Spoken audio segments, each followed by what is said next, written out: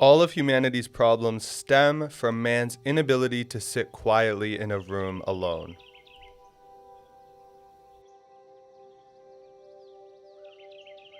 Brian, did you use all the salt? Meditation is more trendy than ever. There are dozens of apps, courses, and YouTube videos telling us why it's so important, but ironically, we live less mindfully than we ever have, and there's one thing to blame: distraction.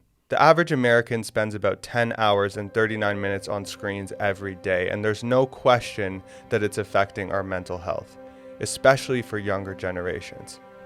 Measurements of depression, anxiety, and suicidal thoughts have all reached an all-time high in the past 10 years, and it's hard to think that this isn't connected to our growing addiction to technology. But all this noise means there's something that we completely neglect: silence.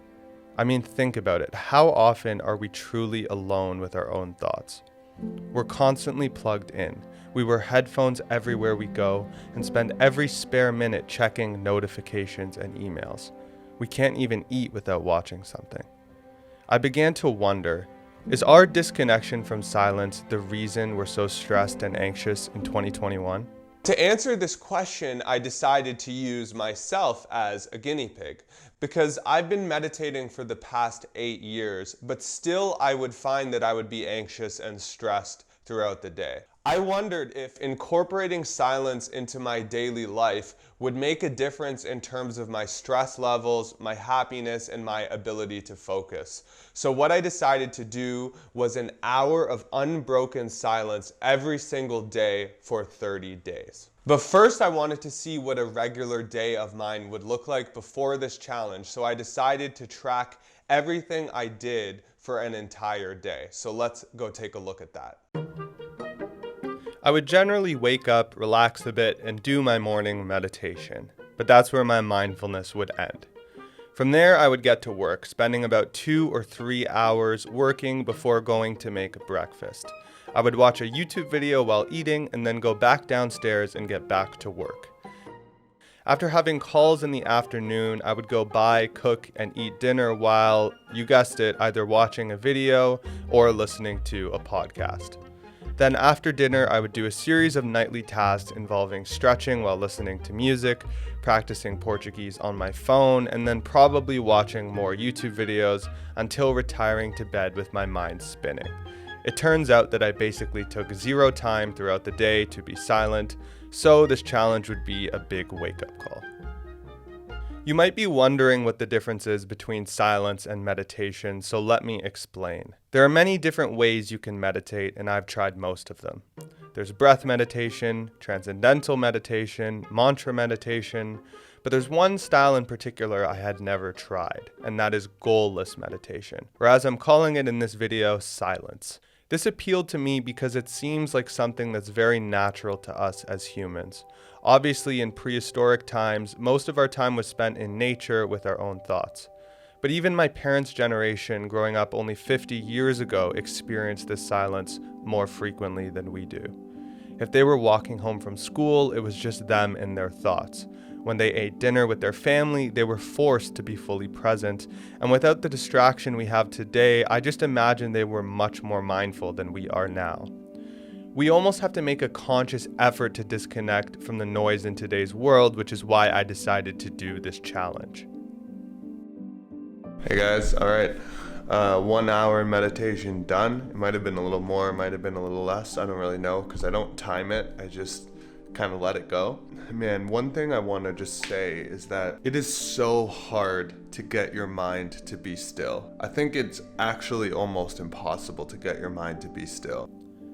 It was looking like the hour of silence was going to be difficult, so I decided to recruit Icario team member Dean to do the challenge with me to provide some support and a different perspective. What was your motivation to do the silence challenge with me? Busy head, busy mind.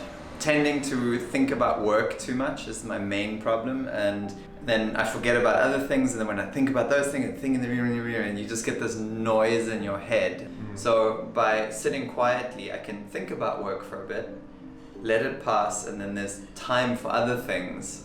I don't switch off enough. The meditations I used to do were always focused on achieving some goal. like focusing on my breathing or slowing down my mind, and when I wouldn't achieve these things, it just made me feel more anxious. The book I read that changed my approach was The 7 Spiritual Laws by Deepak Chopra. This is what it says in the book. Experiencing silence means periodically withdrawing from the activity of speech. It also means withdrawing from such activities as watching television, listening to the radio, or reading a book. If you never give yourself the opportunity to experience silence, this creates turbulence in your inner dialogue. He encourages readers to set aside 1 or 2 hours per day to experience this silence, and on top of that, he recommends an extended period of 1 or 2 days every once in a while. He goes on to talk about what happens when most people start practicing this silence. Initially, your internal dialogue becomes even more turbulent. A sense of urgency and anxiety suddenly comes over them, but as they stay with the experience, their internal dialogue begins to quieten, and soon the silence becomes profound. I noticed this in my challenge as well. Generally, the first 30 minutes were tough. My mind would actually start racing more and not less, and I would get more anxious because of this. But always after a certain period of time, it would start to slow down. I believe I'm on day 20 of the challenge right now. I just see this kind of crazy machine thing going on. There's this analysis going on of all these different things, and like, oh, yesterday you were happy, and today you were like this, and then the day before you felt like that, and when you were 16 you were like this, and it was like, oh my God. And when I was to step back and see all these thoughts going on, you realize that a lot of the problems and a lot of the things that I've been feeling have been happening because of this.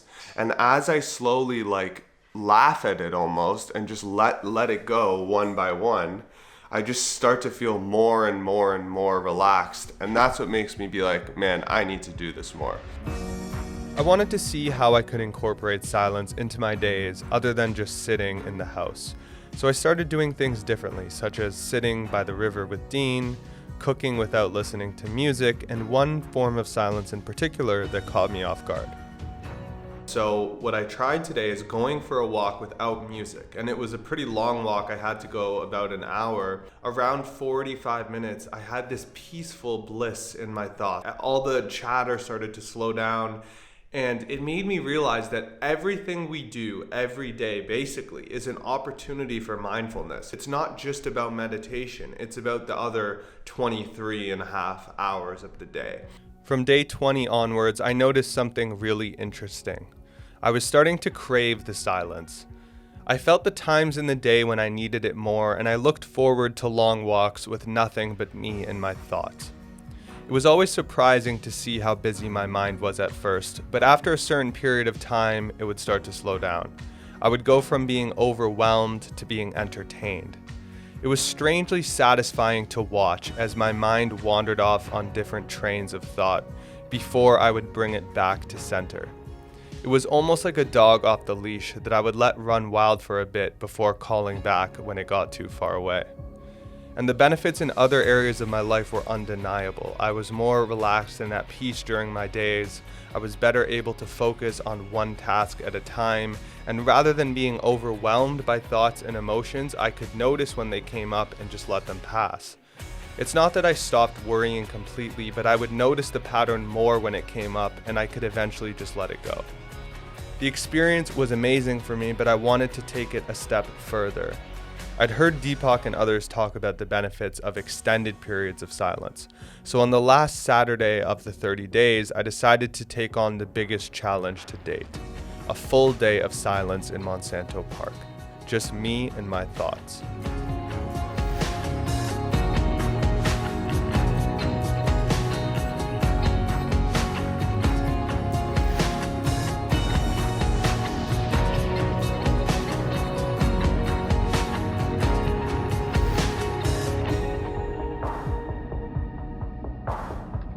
This challenge taught me that silence is more than just the boring void of anything interesting.